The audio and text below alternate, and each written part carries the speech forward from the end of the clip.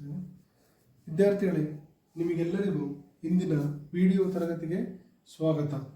ನೋಡಿ ಮಕ್ಕಳ, ನಾವು ಈಗಾಗಲೇ ಭಾಗಲಬ್ಧ ಸಂಖ್ಯೆಗಳನ್ನು ನೋಡಿದ್ದೀವಿ.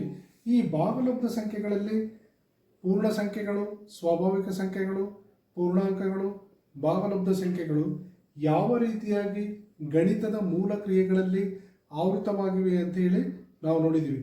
ಆವೃತವಾಗಿವೆ ಅಂದರೆ ಈಗ ಸಂಕಲನ ಆಗಿರ್ಬೋದು, ವ್ಯವಕಲನ ಆಗಿರ್ಬೋದು, ಗುಣಾಕಾರ ಆಗಿರ್ಬೋದು ಮತ್ತು ಭಾಗಾಕಾರ, ಈ ಎಲ್ಲ ಮೂಲ ಕ್ರಿಯೆಗಳಲ್ಲೂ ಕೂಡ ಇವು ಆವೃತವಾಗಿವೆ ಅನ್ನೋದನ್ನು ನಾವು ಈಗ ಪರೀಕ್ಷೆ ಮಾಡಿ ನೋಡಿದ್ದೀವಿ ಈಗಾಗಲೇ. ಅದ್ರ ಬಗ್ಗೆ ನಿಮಗೂ ಕೂಡ ಗೊತ್ತಾಗಿದೆ ಮತ್ತು ಸಾಕಷ್ಟು ನಾವು ಇದರಲ್ಲಿ ಪರೀಕ್ಷೆಯನ್ನು ಕೂಡ ಮಾಡಿದ್ದೀವಿ. ಯಾವ್ಯಾವ ರೀತಿ ಆಗುತ್ತೆ, ಈಗ ಸಂಕಲನದಲ್ಲಿ ಆವೃತವಾಗಿದೆಯೋ ಪೂರ್ಣ ಸಂಖ್ಯೆಗಳು, ಹೌದಾ, ಆಮೇಲೆ ಗುಣಾಕಾರದಲ್ಲಿ ಆವೃತವಾಗಿದ್ದಾವೆ, ವ್ಯವಕಲನದಲ್ಲಾಗಿದೆಯೋ, ಭಾಗಲಬ್ಧ, ಈ ರೀತಿ ಅಷ್ಟು ಮೂಲ ಕ್ರಿಯೆಗಳನ್ನು, ಗಣಿತದ ಮೂಲ ಕ್ರಿಯೆಗಳನ್ನು ನಾವು ಇಲ್ಲಿ ಪರೀಕ್ಷೆ ಮಾಡಿ ನೋಡಿದ್ದೀವಿ. ಈಗ ಮುಂದೆ ನಾವು ಏನು ಮಾಡ್ತೀವಿ, ಇವುಗಳಿಗೆ ಸಂಬಂಧಿಸಿದಂತೆ ಈ ನಿಯಮಗಳನ್ನು ಬಳಸಿಬಿಟ್ಟು ನಾವು ಯಾವ ರೀತಿಯಾಗಿ ಲೆಕ್ಕಗಳನ್ನು ಮಾಡಬಹುದು ಅಂಥೇಳಿ ಕೆಲವೊಂದು ಉದಾಹರಣೆಗಳನ್ನು ನೋಡೋಣ ಮಕ್ಕಳೇ. ನೋಡೋಣಲ್ವಾ? ಈಗ ಈ ಉದಾಹರಣೆ ಒಂದನ್ನು ಬರ್ಕೊಳ್ಳಿ ಮಕ್ಕಳ.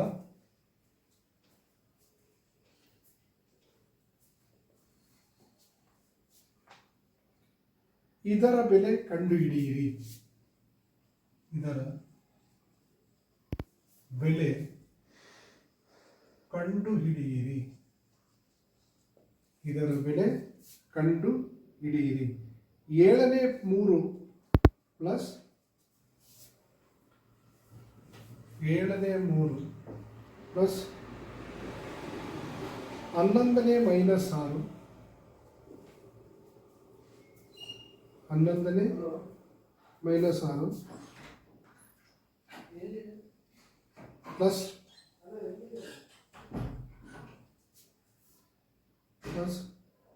21ನೇ ಮೈನಸ್ 8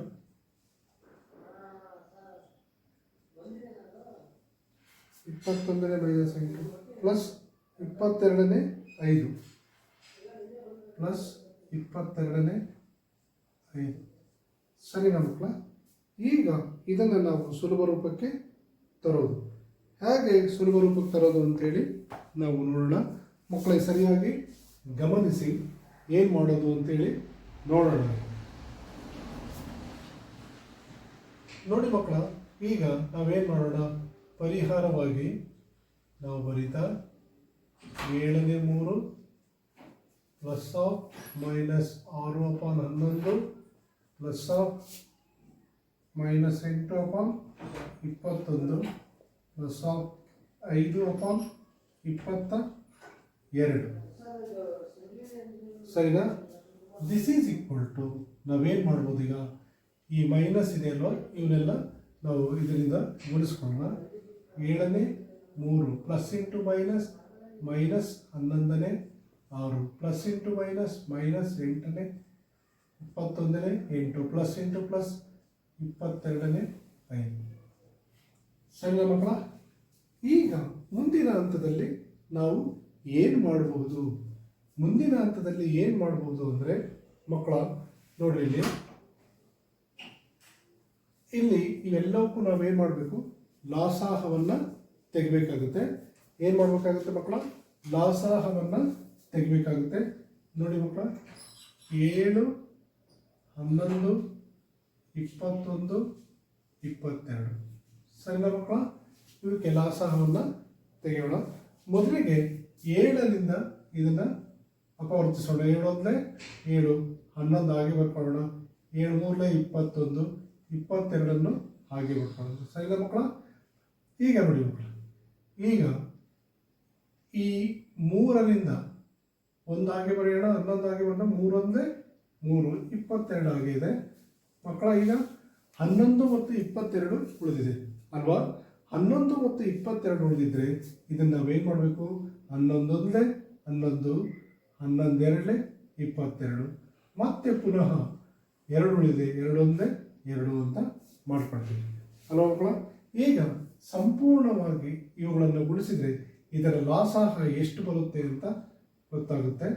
ನೋಡಿ ಮಕ್ಕಳ, 7 ಇಂಟು 3 ಇಂಟು 11 ಇಂಟು 2 ಇಂಟು 1. ಸರಿನಾ ಮಕ್ಕಳ?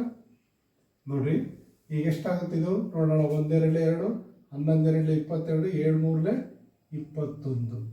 ಇದು ಎಷ್ಟಾಗುತ್ತೆ ಮಕ್ಕಳ? 21 ಇಂಟು 22 ಗುಣಿಸಿದರೆ 22 ಅಂದರೆ 22ಕ್ಕೆ 2 ದಶಕ 2, 22 44, 44 2 46. ಲಾಸಹ ಎಷ್ಟು ಬಂತು ಮಕ್ಕಳೇ? ಇಲ್ಲಿ ಲಾಸಹ 462 ಬಂದಿದೆ. ಅಂದರೆ 7 11 21 22ರ ಲಾಸಹ 462 ಬಂದಿದೆ. ಸರಿನಾ ಮಕ್ಕಳ? ಈ 462 ಇಲ್ಲಿ ಬರ್ಕೊಳ್ಳೋಣ. ಸರಿನಾ ಮಕ್ಕಳ? ಲಾಸಹ 462 ಇಲ್ಲಿ ಬರ್ಕೊಳ್ಳೋಣ. ಈಗ ಪುನಃ ನಾವು ಈ 462 ಏನು ಮಾಡೋಣ? 462 ನಾವೇನು ಮಾಡಬೇಕು? ಮೊದಲನೇದಾಗಿ ಛೇದ 7 ಇದೆಯಲ್ಲ, ಈ ಛೇದ 7ರಿಂದ ಇದನ್ನು ಭಾಗಿಸಬೇಕು. ಸರಿನಾ ಮಕ್ಕಳ? ನೋಡಿ ಮಕ್ಕಳ, 7 6 42, 6 2 ಹೋದರೆ 4 0, 2 ಕೆಳಗೆ ಇಳಿಸ್ಕೊಳ್ಳೋಣ. 7 6 42. ಸರಿನಾ ಮಕ್ಕಳ? ಅರ್ಥ ಆಗಿದೆ ಅಲ್ವಾ ನಿಮಗೆ? ಇದು ಭಿನ್ನರಾಶಿಯಲ್ಲಿ ಕೊಡೋದನ್ನು ಅತ್ಯಂತ ಸುಲಭವಾಗಿ ಮಾಡ್ತಕ್ಕಂಥ ಒಂದು ವಿಧಾನ. ಸ್ವಲ್ಪ ದೊಡ್ಡದಾಗಿರುತ್ತೆ, ಆದರೆ ಕರಾರುವಕ್ಕಾಗಿ ಇದನ್ನು ಮಾಡ್ಬೋದು. ಈ ಬಂದಿರತಕ್ಕಂಥ ಭಾಗಲಬ್ಧಕ್ಕೆ ನಾವೇನು ಮಾಡಬೇಕು? ಮೇಲಿನ ಅಂಶದಿಂದ ಗುಣಿಸ್ಬೇಕು. ಸರಿನಾ ಮಕ್ಕಳ? 318ಕ್ಕೆ 8 ದಶಕ 1, 318 1 19. ಎಷ್ಟಾಯ್ತು ಮಕ್ಕಳ? 198 ಬಂತು. ಸರಿನಾ ಮಕ್ಕಳ? ಎಷ್ಟು ಬಂದಿದೆ ನಮಗೆ? 198 ಬಂದಿದೆ. ಇದನ್ನ ನೇರವಾಗಿ ಮಾಡ್ತಕ್ಕಂಥ ವಿಧಾನ ಅಂತ ನಾವು ಅನ್ಕೋಬಹುದು. 198 ಬಂದಿದೆ. ಈಗ ನಂತರ ಇಲ್ಲಿ ಈ 462 ಪುನಃ ನಾವೇನು ಮಾಡ್ಬೋದು ಮಕ್ಕಳ? 462 ಪುನಃ 11ರಿಂದ ಭಾಗಿಸೋಣ. 11 4 44, 6 2 2, ಈ 2 ಕೆಳಗೆ 11 2 22. ಸರಿನಾ ಮಕ್ಕಳ? ಮೇಲೆ 6 ಇದೆ. ಈ 6ರಿಂದ ಇದನ್ನು ಗುಣಿಸ್ಬೇಕು. 6 2 12ಕ್ಕೆ 2 ದಶಕ 1, 6 4 24 1 25. 252 ಬಂತು. ನೋಡಿ ಮಕ್ಕಳೇ, -252. ನೀವು ಗಮನಿಸ್ತಾ ಇರಬೇಕು, ಮತ್ತು ನೀವು ಕೂಡ ಮಾಡ್ತಾ ಇರಬೇಕು. ಇದನ್ನು ನಿಮಗೆ ಗೊತ್ತಾಗುತ್ತೆ. ಏನಾದರೂ ತಪ್ಪಾದರೆ ನೀವು ಕಂಡುಹಿಡಿಬೋದು ಬೇಗನೆ. ಈಗ ನಂತರ ಈ 462 ನಾವು ಪುನಃ ಯಾವುದರಿಂದ ಭಾಗಿಸ್ಬೇಕು ಮಕ್ಕಳೇ? 21ರಿಂದ ಭಾಗಿಸ್ಬೇಕು. ಸರಿನಾ ಮಕ್ಕಳ? 21ರಿಂದ ಭಾಗಿಸ್ಬೇಕು. ನೋಡಿ, 21 2 2 1 2 2 2 4, 21 2 42, 6 2 ಹೋದರೆ 2, 4 4 ಹೋದರೆ 0, ಈ 2 ಕೆಳಗಡೆಗೆ ಇಳಿಸ್ಕೊಳ್ಳೋಣ. 21 2 21 2 42, 6 2 ಹೋದರೆ 4. ಸರಿನಾ ಮಕ್ಕಳ? 22 2 1 2 2 2 4. ಸರಿನಾ ಮಕ್ಕಳ? 0 ಬಂತು. ಈಗ ಭಾಗಲಬ್ಧ 22 ಬಂದಿದೆ. ಮೇಲಿನ ಅಂಶ ಎಷ್ಟಿದೆ? 8 ಇದೆ. 8ರಿಂದ ಇದನ್ನು ಗುಣಿಸೋಣ. 8 2 16ಕ್ಕೆ 2 ದಶಕ 1, 8 2 16 1 17, 176 -176. ಸರಿನಾ ಮಕ್ಕಳ? ಈಗ ಪ್ಲಸ್ 462 ಇದೆ ಅಲ್ವಾ ಮಕ್ಕಳ? ಈ 462 22ರಿಂದ ಭಾಗಿಸೋಣ. 22 1 22 44 ಬರುತ್ತೆ, ತಗೋಬೋದು. 22 44, 6 4 ಹೋದರೆ 2 0, 2ಕ್ಕೆ 2 22 1 22. ಭಾಗಲಬ್ಧ ಎಷ್ಟು ಬಂದಿದೆ? 21 ಬಂದಿದೆ. 21 ಇಂಟು ಮೇಲಿನ ಅಂಶ 5 ಇದೆ. 5 1 5, 5 2 10, 105 ಬಂತು. ಸರಿನಾ ಮಕ್ಕಳ? 105 ಬಂತು. ಈಗ ನಾವು ಇದನ್ನು ಸುಲಭ ರೂಪಕ್ಕೆ ತರಬಹುದು. ಇದನ್ನು ನಾವು ನೇರವಾಗಿ ಮಾಡ್ತಕ್ಕಂಥ ವಿಧಾನದಲ್ಲಿ ಇದನ್ನು ಈ ರೀತಿ ಮಾಡಿದ್ದೀವಿ. ಆದರೆ ಇದನ್ನು ಇನ್ನೂ ಅತ್ಯಂತ ಸುಲಭವಾಗಿ ನಾವು ಹೇಗೆ ಮಾಡ್ಬೋದು ಇದನ್ನು ನೀವು ನೋಡ್ಬೋದು. ಈಗ ಇದನ್ನು ಮಾಡಿಬಿಟ್ಟು ಅದರ ನಂತರ ನಿಮಗೆ ಕೆಳಗಿನ ಸ್ಟೆಪ್ನಲ್ಲಿ ತೋರಿಸ್ತೀನಿ ಮಕ್ಕಳ. ಈಗ ನೋಡಿ, 198 ಪ್ಲಸ್ 105 -252 -176 ಈಗ ಡಿವೈಡೆಡ್ ಬೈ 462 ಸರಿನಾ ಮಕ್ಕಳ. ಈಗ ನೋಡ್ರಿ 198 ಪ್ಲಸ್ 105 ಕೂಡಿದ್ರೆ ಎಷ್ಟು ಬರುತ್ತೆ? 198 ಪ್ಲಸ್ 105 ಕೂಡಿದ್ರೆ 8 5 13ಕ್ಕೆ 3 ದಶಕ 1 10ಕ್ಕೆ 0 ದಶಕ 1 303 ಬಂತು ಸರಿನಾ ಮಕ್ಕಳ. ಈಗ -252 -176 ಕೂಡಿದ್ರೆ 6 2 8 7 5 12ಕ್ಕೆ 2 ದಶಕ 1 428 -428. ಈಗ 462 ನೋಡಿ ಮಕ್ಕಳ, -428ರಲ್ಲಿ ಏನು ಮಾಡ್ತೀವಿ? 303 ಕಳೀರಿ. ಎಷ್ಟಾಗುತ್ತೆ? 8 3 ಹೋದರೆ 5 12 2ಕ್ಕೆ 2 4 3 ಹೋದರೆ 1 -125 ಅಪಾನ್ 462 ಬಂತು ಸರಿನಾ ಮಕ್ಕಳ. ಇದು ಇಷ್ಟು ಬಂದಿದೆ. ಇದನ್ನು ನಾವು ಇನ್ನೂ ಬೇರೆ ರೀತಿಯಲ್ಲಿ ಮಾಡ್ಬೋದು. ಏನಪ್ಪ ಅಂದರೆ ಇಲ್ಲಿ ಬಂದಿರತಕ್ಕಂಥ ನಮಗೆ ಭಾಗಲಬ್ಧ ಸಂಖ್ಯೆಯಲ್ಲಿ ಬಂದಿರತಕ್ಕಂಥ ಇಲ್ಲಿ ನಾವು ಈ ನಿಯಮಗಳನ್ನು ಬಳಸಿ ಮಾಡೋದಾದರೆ ಇದನ್ನು ಇನ್ನೂ ಒಂದು ರೀತಿ ನಾವು ಇದನ್ನು ಮಾಡ್ಬೋದು. ಹೇಗೆ ಅಂದರೆ ಇವನ್ನೆಲ್ಲವನ್ನು ನಾವು ಸೆಪ್ರೇಟಾಗಿ ಬರ್ಕೊಂಡ್ಬಿಟ್ಟು ಮಾಡ್ಬೋದು ಮಕ್ಕಳ. ಹೇಗೆ?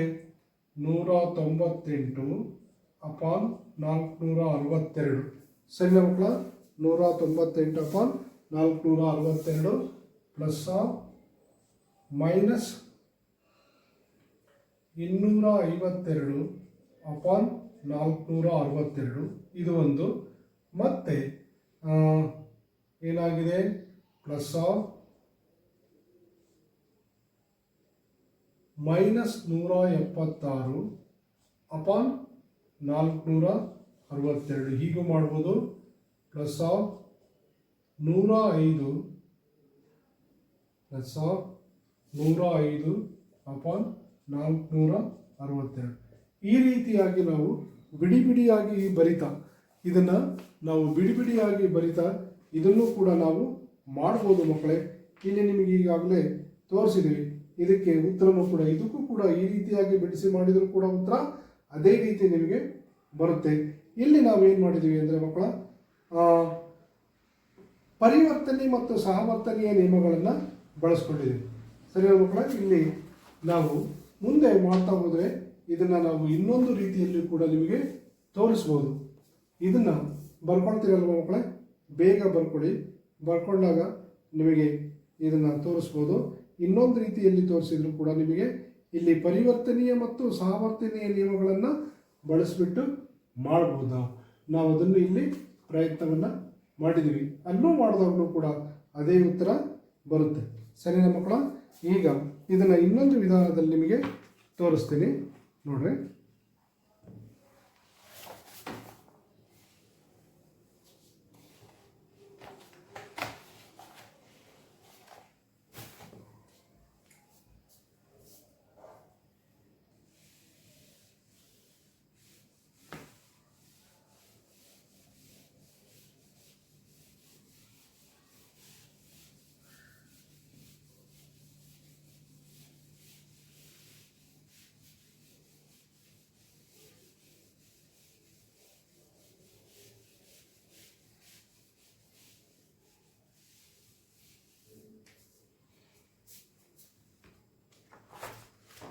ಮಕ್ಕಳ ನೋಡಿಲ್ಲಿ ನಾವಿಲ್ಲಿ ಪರಿವರ್ತನೆಯ ನಿಯಮ ಇದೇ ಲೆಕ್ಕವನ್ನು ಪರಿವರ್ತನೆಯ ನಿಯಮ ಮತ್ತು ಸಾವರ್ತನೆಯ ನಿಯಮವನ್ನು ಬಳಸಿ ಕೂಡ ನಾವು ಮಾಡ್ಬೋದು.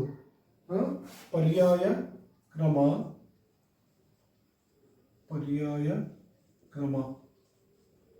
ಸರಿನಾ ಮಕ್ಕಳ. ಇದನ್ನು ಇನ್ನೊಂದು ರೀತಿಯಲ್ಲಿ ನಾವು ಇದನ್ನು ಮಾಡಿ ತೋರಿಸ್ಬೋದು. ಯಾಕೆ ಅಂತಂದರೆ ಇಲ್ಲಿ ನೋಡಿ ಮಕ್ಕಳ, ಇದನ್ನು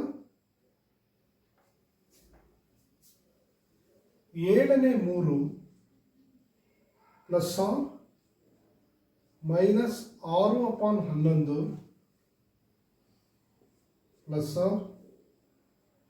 -8 ಅಪಾನ್ 21 ಪ್ಲಸ್ 5 ಅಪಾನ್ 22 ಸರಿನಾ ಮಕ್ಕಳ. ಇದನ್ನು ನಾವು ಹೇಗೆ ಮಾಡ್ಬೋದು ಅಂದರೆ ಇಲ್ಲಿ ಪರಿವರ್ತನೀಯ ಮತ್ತು ಸಾಮರ್ಥ್ಯ ನಿಯಮಗಳನ್ನು ಬಳಸಿ ಮಾಡ್ಬೋದು. This is equal to 7/3 plus of minus 8/21 minus 8/21. ಇದಕ್ಕೆ ನಾವು ಮತ್ತೆ ದೊಡ್ಡ ಬ್ರಾಕೆಟ್ ಅನ್ನು ಬಳಸೋಣ. Next plus of minus 6/11 plus of 5/22 5/22. ಸರಿನಾ ಮಕ್ಕಳ? ಇಲ್ಲಿ ನಾವು ಪರಿವರ್ತನೀಯ ಮತ್ತು ಸಾಮರ್ಥ್ಯ ನಿಯಮಗಳನ್ನು ಬಳಸಿಕೊಂಡಿದ್ದೇವೆ. ಇಲ್ಲಿ ಪರಿವರ್ತನೀಯ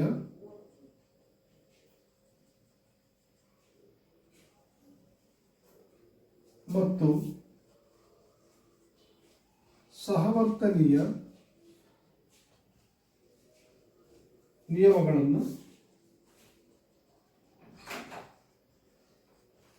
ಬಳಸಿಕೊಂಡಿದ್ದೇವೆ.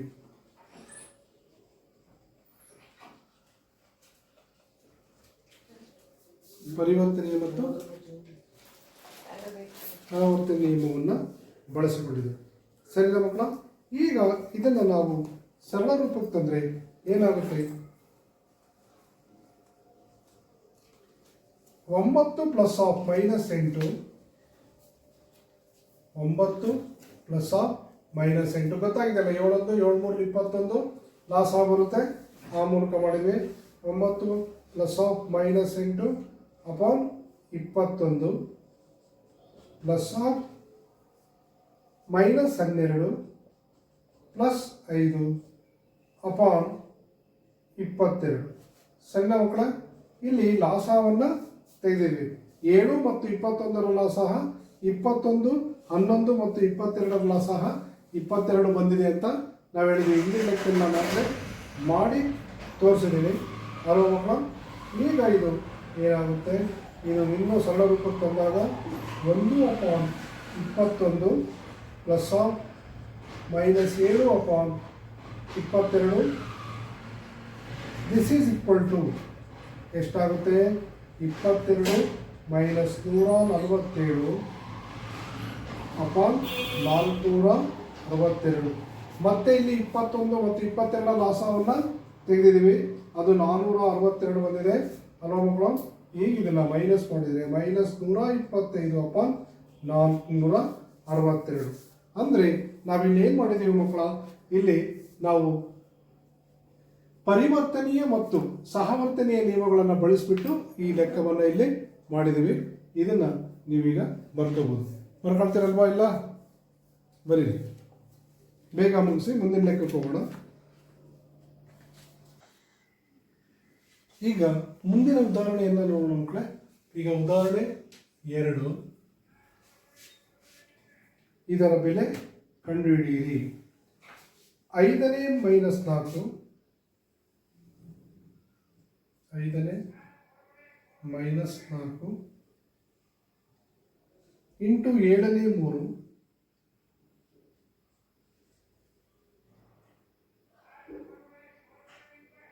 ಇಂಟು 16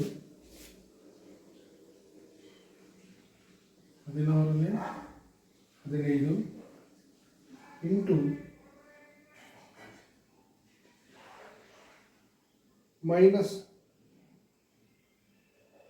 14/9.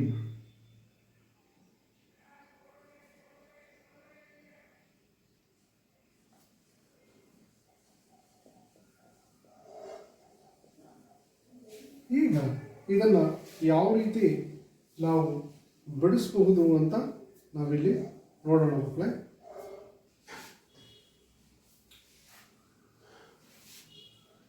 ಈ ಎರಡು ಭಾಗವನ್ನು ನಾವು ಮೊದಲಿಗೆ ತಗೊಳ್ಳೋಣ, ನಂತರ ಈ ಭಾಗವನ್ನು ತಗೊಳ್ಳೋಣ ಮಕ್ಕಳೇ. ಇಲ್ಲಿ ನಾವು 4 ಇಂಟು 3 ಅಪಾನ್ 5 ಇಂಟು 7 ಅಂತ ತಗೊಳ್ಳೋಣ. ಸರಿನಾ? ಈಗ ಮುಂದೆ into 15 into minus 14, 15 into minus 14 upon 16 into 9. ಸರಿ ಅಲ್ವಾ? ಎಷ್ಟು ತಗೊಳ್ಳೋಣ. ಈಗ ಇದನ್ನು ನಾವು ಗುಣಿಸ್ತಾ ಮಾಡೋಣ, ಏನಾಗುತ್ತೆ ಅಂತ ನೋಡೋಣ. ಇಲ್ಲಿ ಇದು 4 3 12, 7 5 35, ಪ್ಲಸ್ ಇಂಟು ಮೈನಸ್ ಮೈನಸ್ 15ರಿಂದ 14 ಗುಣಿಸಬಹುದು, ಅಥವಾ 14ರಿಂದ 15 ಕೂಡ ನಾವು ಗುಣಿಸ್ಬೋದು. 15 4 60ಕ್ಕೆ 0 ದಶಕ 6, 15 1 15, 15 6 21, 16 9 144, 9 6 54ಕ್ಕೆ 4 ದಶಕ 5, 9 1 9 5 14, 144. ಮುಂದೆ ನೋಡಿ, ಈಗ ಇಲ್ಲಿ ಪ್ಲಸ್ ಇದೆ, ಇಲ್ಲಿ ಮೈನಸ್ ಇದೆ. ಇವೆರಡನ್ನು ತಗೊಳ್ಳೋಣ, ಏನಾಗ್ಬೋದು ಅಂತ ನೋಡೋಣ. ಅದಕ್ಕಿಂತ ಮೊದಲು ಮಕ್ಕಳು ಇಲ್ಲಿ ಇದನ್ನು ಹೇಗೆ ಮಾಡ್ಬೋದು? 12/35 ಪ್ಲಸ್ ಇಂಟು ಮೈನಸ್ ಮೈನಸ್ ಇರುತ್ತೆ, 210/144. ಇದನ್ನು ಸರಳ ರೂಪಕ್ಕೂ ಕೂಡ ನಾವು ತಂದ್ಕೋಬೋದು, ಓರೆಯಾಗಿ ಕೂಡ ನಾವಿದನ್ನು ಹೊಡಿಬೋದು. ಹೇಗೆ? 12 1 12, 12 12 144, ಅಂದರೆ 12 1 12, 12 1 12, 12 24. ಸರಿನಾ? ಈಗ ಇದನ್ನು ನಾವು 5ರಿಂದನೂ ಹೊಡಿಬೋದು ಅಥವಾ 7ರಿಂದನೂ ಹೊಡಿಬೋದು. ಹೇಗೆ? 7 5 35, 7 3 21, ಚಿಹ್ನೆ ಮೈನಸ್ ಇದೆ. ಈಗ this is equal to 1/5 into minus 30/12. ಈಗ ನೋಡಿ, ಇಲ್ಲಿ ಸರಿಯಾಗಿ ನೀವು ಗಮನಿಸೋದಾದರೆ 5 1 5, 5 6 30, ಪುನಃ ಪ್ಲಸ್ ಇಂಟು ಮೈನಸ್ ಮೈನಸ್ 6 1 6, 12 1 12. ಸರಿನಾ? ಈಗ ನೋಡಿ ಮುಂದೆ ಗಮನಿಸಿ, 6 1 6, 6 2 12, ಮೈನಸ್ 1/2 ಬಂತು. ಸರಿನಾ ಮಕ್ಕಳೇ? ಗಮನಿಸಿದ್ದೀರಲ್ವ ನೀವು? ಸರಿಯಾಗಿ ನೋಡೋದಾದರೆ ಹೀಗೆ ಸರಿಯಾಗಿ ಇದನ್ನು ನಾವು ಈ ನಿಯಮವನ್ನು ಬಳಸಿ ಮಾಡ್ತಾ ಇದ್ದೀವಿ, ಪರಿವರ್ತನೆ ನಿಯಮವನ್ನು. ಇಲ್ಲಿ ಇದನ್ನು ನೀವು ಮಾಡಿದಾದರೆ ಇದ್ರ ಮೂಲಕ ಮೈನಸ್ ಆಫ್ ಬಂದಿದೆ ಅಲ್ವಾ ಮಕ್ಕಳ? ಈಗ ಇದನ್ನು ನೀವು ಬರ್ಕೊಳ್ಳಿ. ಇದನ್ನೇ ಇನ್ನೊಂದು ವಿಧಾನದಲ್ಲಿ ಯಾವ ರೀತಿ ಮಾಡ್ಬೋದು ಅನ್ನೋದನ್ನು ನಾವು ನೋಡೋಣ. ಬೇಗ ಬರ್ಕೊಳ್ಳಿ.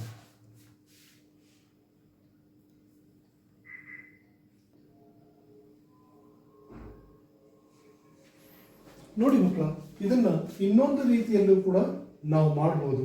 ಹೇಗೆ ಅಂತಂದ್ರೆ, ಇಲ್ಲಿ ನೋಡಿ, ಮೈನಸ್ 5ನೇ 4 ಇಂಟು 15ನೇ 16ನೇ 15. ಸರಿನಾ ಮಕ್ಕಳ? ನೋಡ್ರಿ, ಇಂಟು 7ನೇ 3 ಇಂಟು ಮೈನಸ್ 14/9. ಇದನ್ನು ಏನಾಗಿದೆ, ಇಲ್ಲಿ ಪರಿವರ್ತನೀಯ ಮತ್ತು ಸಹವರ್ತನೀಯ ನಿಯಮಗಳನ್ನು ಬಳಸ್ಕೊಂಡಿದ್ದೀವಿ. ಇಲ್ಲಿ ಪರಿವರ್ತನೀಯ ಮತ್ತು ಸಹವರ್ತನೀಯ ನಿಯಮಗಳನ್ನು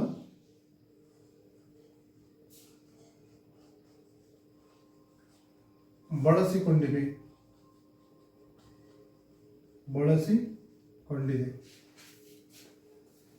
ಪರಿವರ್ತನೀಯ ಮತ್ತು ಸಹವರ್ತನೀಯ ನಿಯಮವನ್ನು ಬಳಸಿಕೊಂಡಿದೆ. ಇದನ್ನು ನಾವು ಅತ್ಯಂತ ಸುಲಭವಾಗಿ ಮಾಡ್ಬೋದು ಮಕ್ಕಳ. ನೀವು ಇಲ್ಲಿ ಗಮನಿಸ್ತಾ ಇದ್ರೆ ನಿಮಗೆ ಗೊತ್ತಾಗುತ್ತೆ, ನೇರವಾಗಿಯೇ ಮಾಡ್ಬೋದು. ನೋಡಿ ಮಕ್ಕಳ, ಏನಾಗುತ್ತೆ? 5 1 5, 5 3 15. ಸರಿನಾ? ಇದು 4 1 4, 4 4 16. ಇಲ್ಲಿ ಎಷ್ಟು ಉಳಿತು? ಮೈನಸ್ ಇದೆ, 1/1 ಉಳಿದಿದೆ. ಮೈನಸ್ 1/1 ಇಂಟು 3/4 ಉಳಿದಿದೆ ಇಂಟು ಇಲ್ಲಿ ನೋಡಿ ಮಕ್ಕಳು, ಈ ಭಾಗವನ್ನು ನಾವು ಗಮನಿಸಿದರೆ 3 1 3 3 3 9 7 1 7 7 2 14. ಇಲ್ಲೂ ಕೂಡ 1/1 ಇಂಟು ಮೈನಸ್ ಇದೆ -2/3 ಮುಂದುವರೆದು ಇಲ್ಲಿ 1/1 3 1 ಮೊದಲು ಚಿಹ್ನೆಯನ್ನು ಗುಣಿಸೋಣ. ಮೈನಸ್ ಇಂಟು ಪ್ಲಸ್ -3 1 3 4 1 4 ಇಂಟು ಇಲ್ಲಿ plus into minus minus 2 1 2 plus into plus plus 3 1 3. ಈಗ ಪುನಃ ನೋಡಿ,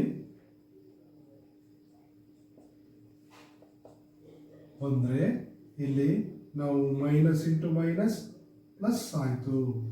3 1 3 3 1 3 2 1 2 2 2 4 1 1 1 1 2 2. ಈ ವಿಧಾನದಲ್ಲಿ ಮಾಡಿದಾಗಲೂ ಕೂಡ ಇದರ ಬೆಲೆ ಎಷ್ಟು ಬಂದಿದೆ? 2ನೇ ಒಂದು, ಅಂದರೆ ಅರ್ಧ ಬಂದಿದೆ. ಅಂದರೆ ಇಲ್ಲಿ ನಾವೇನು ಮಾಡಿದೀವಿ ಮಕ್ಕಳು, ಪರಿವರ್ತನೀಯ ಮತ್ತು ಸಹವರ್ತೀಯ ನಿಯಮಗಳನ್ನು ಬಳಸಿಬಿಟ್ಟು ಕೊಟ್ಟಿರ್ತಕ್ಕಂಥ ಲೆಕ್ಕದ ನಾವು ಸಂಕ್ಷಿಪ್ತವಾಗಿ ಬರೆದಿದ್ದೀವಿ. ಸರಿನಾ ಮಕ್ಕಳ? ಮುಂದಿನ ಲೆಕ್ಕಕ್ಕೆ ಹೋಗೋಣಲ್ವಾ? Very good.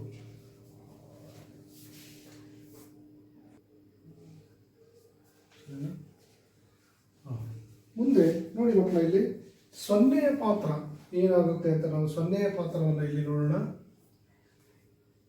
0ಯ ಪಾತ್ರ ಭಾಗಲಬ್ಧ ಸಂಖ್ಯೆಗಳಲ್ಲಿ 0ಯ ಪಾತ್ರ ಏನಾಗುತ್ತೆ ಅಂತ ನೋಡೋಣ.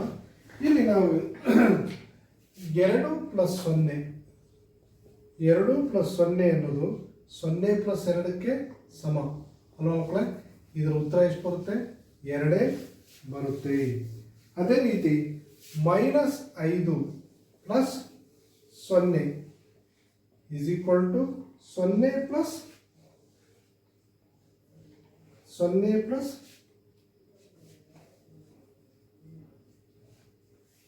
-5 is equal to -5 ಬರುತ್ತೆ.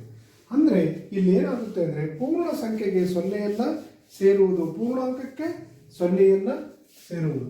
ಇಲ್ಲಿ ನಾವು ಪೂರ್ಣ ಸಂಖ್ಯೆಗೆ 0ಯನ್ನು ಸೇರಿಸಿದ್ದೀವಿ. ಪೂರ್ಣ ಸಂಖ್ಯೆಗೆ 0ಯನ್ನು ಸೇರಿಸಿದೆ. ಇಲ್ಲಿ ಪೂರ್ಣಾಂಕಕ್ಕೆ 0ಯನ್ನು ಸೇರಿಸಿದೆ ಅಲ್ವಾ? ಒಂದು ಪೂರ್ಣಾಂಕಕ್ಕೆ ಇನ್ನೊಂದು ಪೂರ್ಣ ಸಂಖ್ಯೆಗೆ ಸೇರಿಸಿದ್ವಿ. ಮುಂದೆ ನಾವು ಇನ್ನೊಂದು ಉಳಿದಿದೆ, ಭಾಗಲಬ್ಧ ಸಂಖ್ಯೆಗೆ ಸೇರಿಸೋಣ.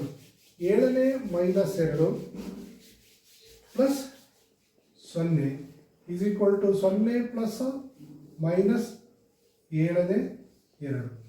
ಇದಕ್ಕೂ ಉತ್ತರ -7ನೇ 2 ಬರುತ್ತೆ. ಇಲ್ಲೇನು ಮಾಡಿದ್ದೀವಿ? ಭಾಗಲಬ್ಧ ಸಂಖ್ಯೆಗೆ 0ಯನ್ನು ಸೇರಿಸಿದ್ದೀವಿ. ಭಾಗಲಬ್ಧ ಸಂಖ್ಯೆಗೆ 0ಯನ್ನು ಸೇರಿಸಿದೆ. ಭಾಗಲಬ್ಧ ಸಂಖ್ಯೆಗೆ 0ಯನ್ನು ಸೇರಿಸಿದೆ. ಈ ರೀತಿ ನಾವು ಕೂಡುವ ಲೆಕ್ಕಗಳನ್ನು ಮಾಡಿದ್ವಿ. ಇದಕ್ಕೂ ಮುಂಚೆ ಇನ್ನೂ ಕೆಲವು ಈ ಥರದ ನಾವು ಸಮಸ್ಯೆಗಳನ್ನು ಬಿಡಿಸಿದಾಗ ನಮಗೆ ಇದರ ಉತ್ತರಗಳು ದೊರೆಯುತ್ತವೆ. ಹೀಗೆ ಮಾಡಿದಾಗ ನಾವು ಏನನ್ನು ಗಮನಿಸಿದ್ದೀವಿ, ನೀವೇ ಸರಿಯಾಗಿ ನೋಡಿದರೆ ಆ ಉತ್ತರವನ್ನು ನೀವೇ ಹೇಳ್ಬೋದು. ಏನು ಪೂರ್ಣ ಸಂಖ್ಯೆಯೊಂದಕ್ಕೆ 0ಯನ್ನು ಸೇರಿಸಿದಾಗ ಬರುವ ಮೊತ್ತವೂ ಸಹ ಒಂದು ಪೂರ್ಣ ಸಂಖ್ಯೆಯೇ ಆಗಿರುತ್ತದೆ. ಅದೇ ರೀತಿ ಪೂರ್ಣಾಂಕಕ್ಕೆ 0ಯನ್ನು ಸೇರಿಸಿದಾಗ ಬರ್ತಕ್ಕಂಥ ಮೊತ್ತ ಪೂರ್ಣಾಂಕವೇ ಆಗಿರುತ್ತೆ. ಅದೇ ರೀತಿ ಭಾಗಲಬ್ಧ ಸಂಖ್ಯೆಗೆ 0ಯನ್ನು ಸೇರಿಸಿದಾಗಲೂ ಕೂಡ ಭಾಗಲಬ್ಧ ಸಂಖ್ಯೆ ಬರುತ್ತೆ ಅಂತ ನಾವು ಇದರಿಂದ ನೋಡಬಹುದು. ಒಟ್ಟಿನಲ್ಲಿ ನಾವು ಇದನ್ನ ನಿಯಮವನ್ನು ಸಾಮಾನ್ಯೀಕರಣಗೊಳಿಸೋದಾದರೆ ಎ ಅಂತಕ್ಕಂಥದ್ದು ಪೂರ್ಣ ಸಂಖ್ಯೆಯಾಗಿದ್ದರೆ, ಎಯು ಪೂರ್ಣ ಸಂಖ್ಯೆಯಾಗಿದ್ದರೆ ಎಯು ಪೂರ್ಣ ಸಂಖ್ಯೆಯಾಗಿದ್ದರೆ ಎಯು ಪೂರ್ಣ ಸಂಖ್ಯೆಯಾಗಿದ್ದರೆ ಏನಾಗುತ್ತೆ A plus 0 is equal to 0 plus A is equal to A ಬರುತ್ತೆ. ಅದೇ ರೀತಿ ಬಿ ಪೂರ್ಣಾಂಕವಾಗಿದ್ದರೆ ಬಿ ಪೂರ್ಣಾಂಕವಾಗಿದ್ದರೆ ಗಮನಿಸಿ, ಇಲ್ಲಿ ಪೂರ್ಣ ಸಂಖ್ಯೆ ಮೊದಲಾಗಿದೆ, ಆಮೇಲೆ ಪೂರ್ಣಾಂಕವಾಗಿದ್ದರೆ ಬಿ ಪೂರ್ಣಾಂಕವಾಗಿದ್ದರೆ B plus 0 is equal to 0 plus B is equal to B ಅಂತ ಅರ್ಥ. ಈಗ ಸಿ ಅಂತಕ್ಕಂಥದ್ದು ಭಾಗಲಬ್ಧ ಸಂಖ್ಯೆಯಾಗಿದ್ದರೆ ಸಿಯು ಭಾಗಲಬ್ಧ ಸಂಖ್ಯೆಯಾಗಿದ್ದರೆ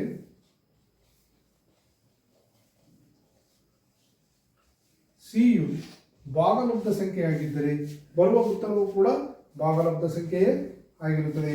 it means C plus 0 is equal to 0 plus C is equal to C ಅಂತ ಅರ್ಥ. ಸರಿನಾ ಮಕ್ಕಳೇ?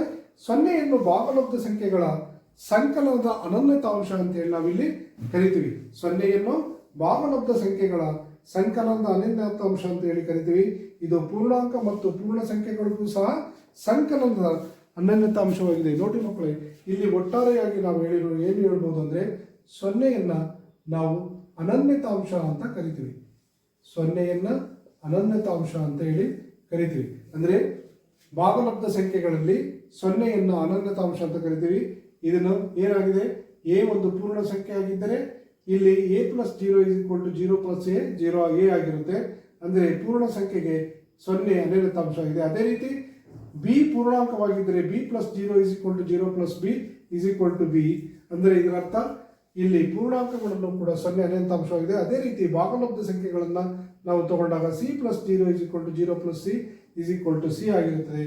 ಇಲ್ಲಿ ಸೊನ್ನೆ ಅಂತಕ್ಕಂಥದ್ದು ಒಟ್ಟಾರೆಯಾಗಿ ಅನನ್ಯತಾಂಶವಾಗಿ ಕೆಲಸ ಮಾಡುತ್ತೆ ಅಂತ ನಾವಿಲ್ಲಿ ಹೇಳ್ತೀವಿ. ಇದು ಭಾಗಲಬ್ಧ ಸಂಖ್ಯೆಗಳಲ್ಲಿ ಸೊನ್ನೆಯ ಪಾತ್ರವಾಗಿದೆ. ಸರಿನಾ ಮಕ್ಕಳ? Note down ಮಾಡ್ಕೊಂಡಿದ್ದೀನಲ್ಲ.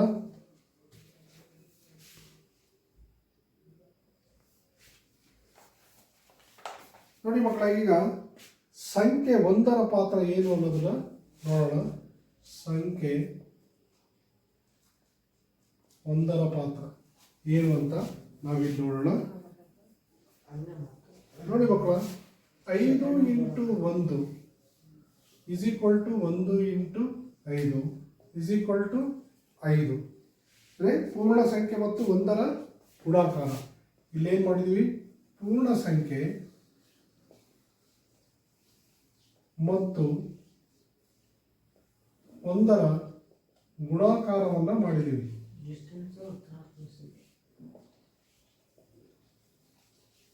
ಅಲ್ವಾ?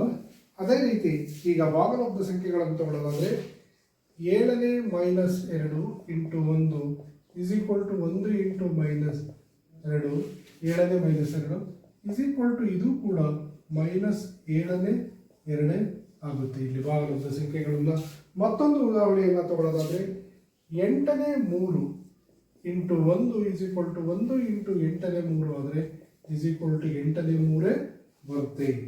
ಇದರಿಂದ ನಾವು ಏನು ಮಾಡ್ಬೋದು, ಏನಂತ ತಿಳಿಬೋದು, ಯಾವುದೇ ಒಂದು ಭಾಗಲಬ್ಧ ಸಂಖ್ಯೆಯನ್ನು 1ರಿಂದ ಗುಣಿಸಿದಾಗ, ಯಾವುದೇ ಒಂದು ಭಾಗಲಬ್ಧ ಸಂಖ್ಯೆಯನ್ನು 1ರಿಂದ ಗುಣಿಸಿದಾಗ ಬರುವ ಗುಣಲಬ್ಧವೂ ಸಹ ಒಂದು ಭಾಗಲಬ್ಧ ಸಂಖ್ಯೆಯಾಗಿರುತ್ತದೆ. ನಾವು ಇವನ್ನ ಇನ್ನೂ ಬೇರೆ ಬೇರೆ ಸಂಖ್ಯೆಗಳನ್ನು ತೆಗೆದುಕೊಂಡು ಇದನ್ನು ಪರೀಕ್ಷೆ ಮಾಡಿದಾಗ ಎ ಯಾವುದೇ ಒಂದು ಭಾಗಲಬ್ಧ ಸಂಖ್ಯೆಯಾಗಿದ್ದರು ಇಲ್ಲಿ ಇದನ್ನು ಸಾಮಾನ್ಯಕರಣ ಮಾಡಿದೆ. ಹೌದಾ?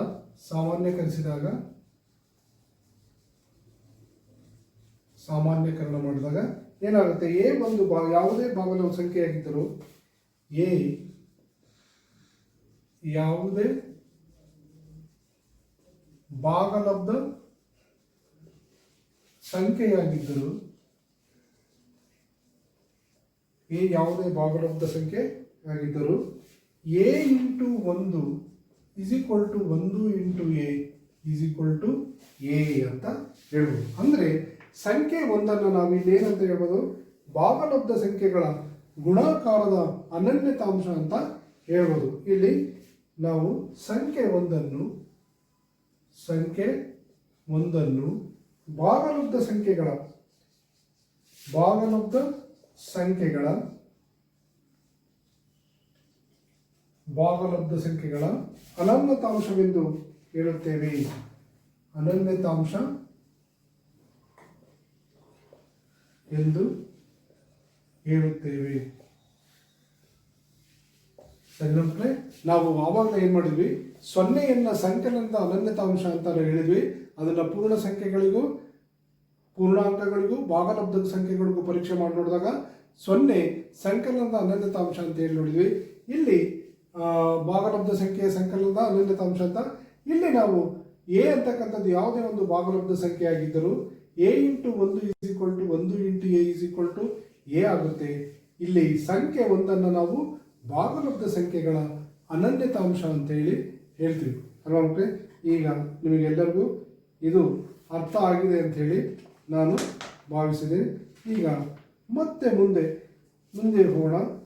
ಸಂಖ್ಯೆಗಳ ಋಣಾತ್ಮಕಗಳು ಅಂತಕ್ಕಂಥ ಒಂದು ಭಾಗವನ್ನು ನೋಡೋಣ.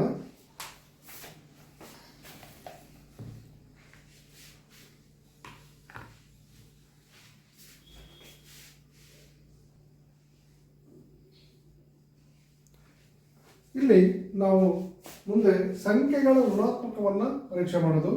ಸಂಖ್ಯೆಗಳ ಋಣಾತ್ಮಕಗಳು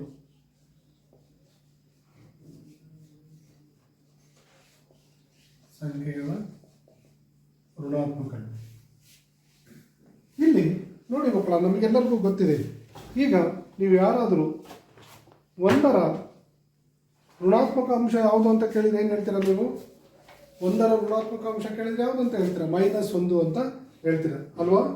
ಅದೇ ರೀತಿ +2ರ ಋಣಾತ್ಮಕ ಅಂಶ ಅಂದರೆ -2 ಹೇಳ್ತೀರಾ. -2ರ ಋಣಾತ್ಮಕ ಅಂಶ ಅಂತಂದರೆ +2 ಹೇಳ್ತೀರಾ.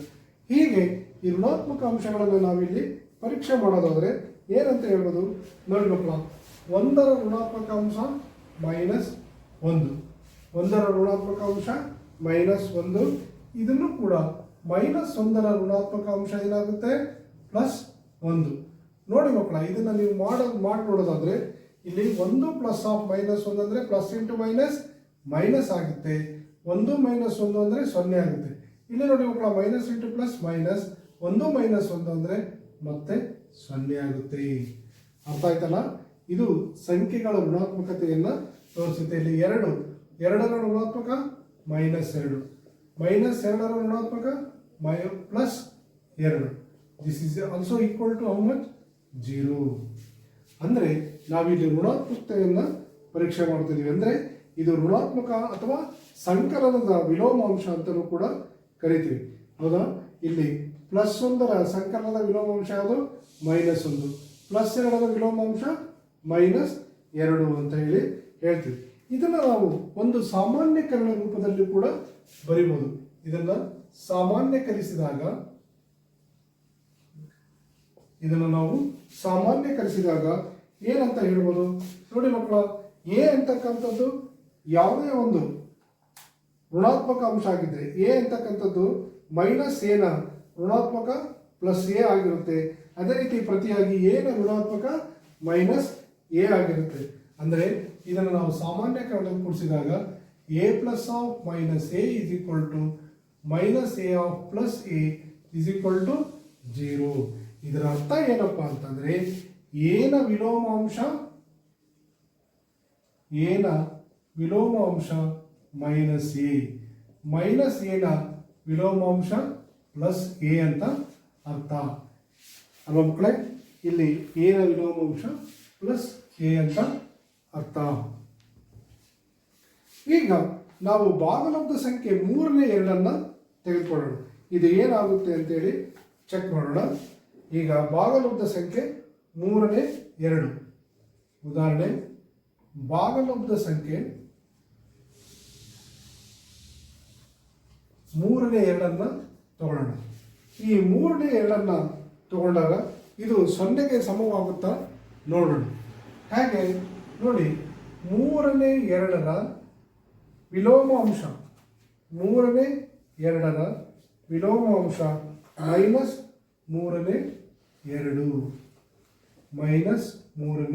2 ಈಗ -3ನೇ 2ರ ವಿಲೋಮಾಂಶ +3ನೇ 2.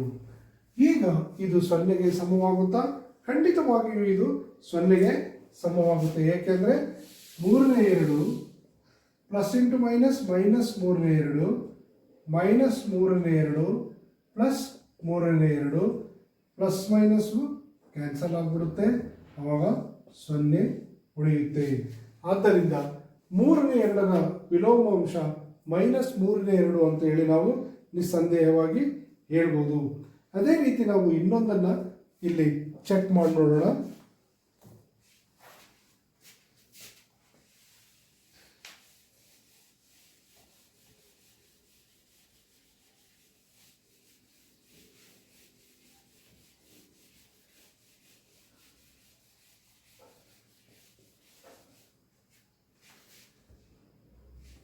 ಇಲ್ಲಿ ನಾವು 9ನೇ ಮೈನಸ್ 8 ತಗೊಳ್ಳೋಣ.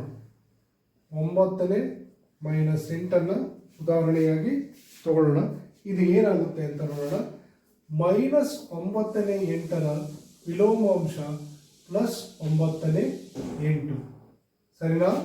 ಪ್ಲಸ್ 9ನೇ 8ರ ವಿಲೋಮಾಂಶ ಮೈನಸ್ 9ನೇ 8 ಇದು ಸೊನ್ನೆಗೆ ಸಮವಾಗುತ್ತಾ?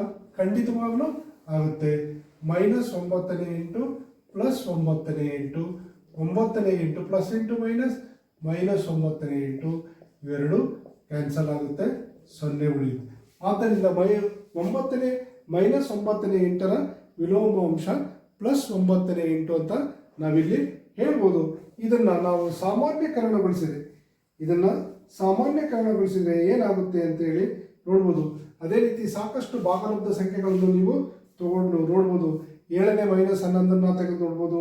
ಅದೇ ರೀತಿ ಪ್ಲಸ್ 8ನೇ 3 ತೆಗೆದು ನೋಡ್ಬೋದು. ಯಾವುದಾದ್ರೂ ತೆಗೆದುಕೊಂಡು ನೀವು ನೋಡ್ಬೋದು. ಇಲ್ಲಿ ನೋಡಿ, ಎ ಅಪಾನ್ ಬಿ ಅನ್ನೋದು ಒಂದು ಭಾಗಲಬ್ಧ ಸಂಖ್ಯೆ ಆಗಿದ್ದರೆ ಎ ಅಪಾನ್ ಬಿ ಒಂದು ಭಾಗಲಬ್ಧ ಸಂಖ್ಯೆ ಆಗಿದ್ದರೆ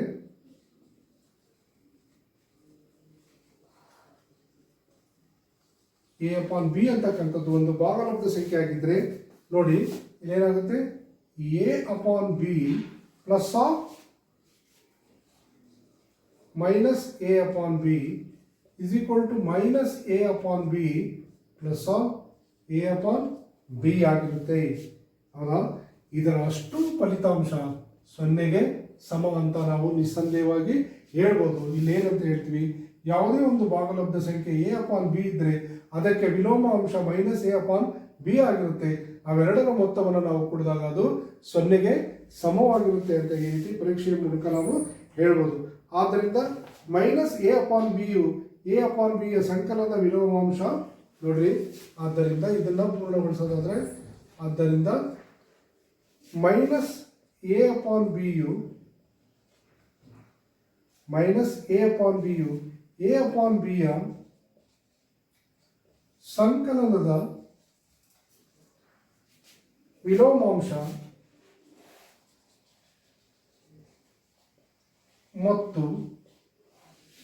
ಮತ್ತು ಎ ಅಪಾನ್ ಬಿಯು